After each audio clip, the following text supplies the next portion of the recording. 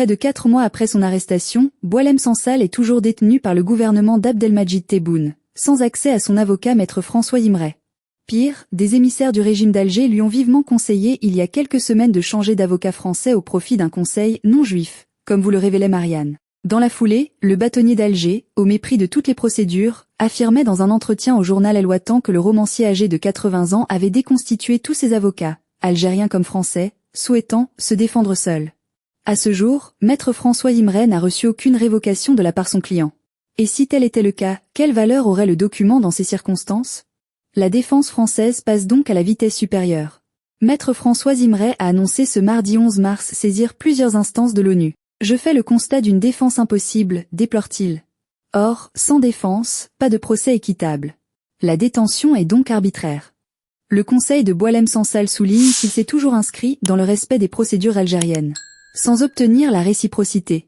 J'ai attendu de longs mois le visa me permettant de visiter mon client. Mes demandes sont restées lettres mortes, il n'y a pas eu la correction d'une réponse. À cela s'ajoute une campagne médiatique violente en Algérie, marquée par l'antisémitisme, sans aucune réaction des autorités algériennes, souligne maître François Imray. Je saisis donc les procédures spéciales de l'ONU. D'une part, le rapporteur spécial sur l'indépendance des juges et des avocats puisqu'il n'y a pas d'indépendance dans un pays où le président se permet d'insulter le prévenu en le traitant d'imposteur, au mépris de la présomption d'innocence et de la séparation des pouvoirs. D'autre part, le commissaire des droits de l'homme qui comprend un groupe de travail sur la détention arbitraire, annonce l'ancien diplomate.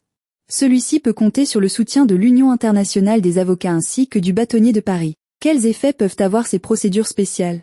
Si Alger ne sera pas contraint juridiquement, ce type de saisine peut porter atteinte à la réputation de l'État mis en cause. De quoi contrarier un pays souhaitant soigner son image sur la scène internationale et se distinguer des États adverses. D'autant que depuis cette année, l'Algérie est membre élu par l'Assemblée générale pour un mandat de 2 ans au sein du Conseil de sécurité des Nations unies.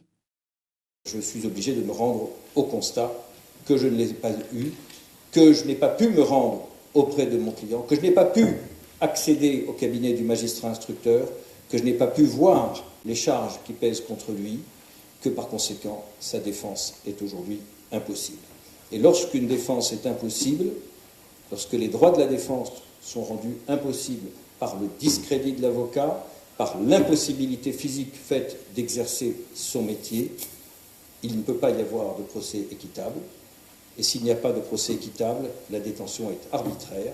Et puisque la détention est arbitraire, nous allons saisir les organes de l'ONU, du Haut-Commissariat aux droits de l'homme, chargés d'apprécier le caractère arbitraire d'une détention, chargés de dénoncer les violations des traités définissant le procès équitable. Et c'est ce que nous allons faire dès demain, à travers la saisine des procédures spéciales des Nations Unies, à la fois pour ce qui concerne l'indépendance des juges et des avocats, l'indépendance de la justice et les violations de la présomption d'innocence, les violations de la séparation des pouvoirs qui sont la base de toute procédure judiciaire, de tout procès équitable, et également le caractère arbitraire de cette détention.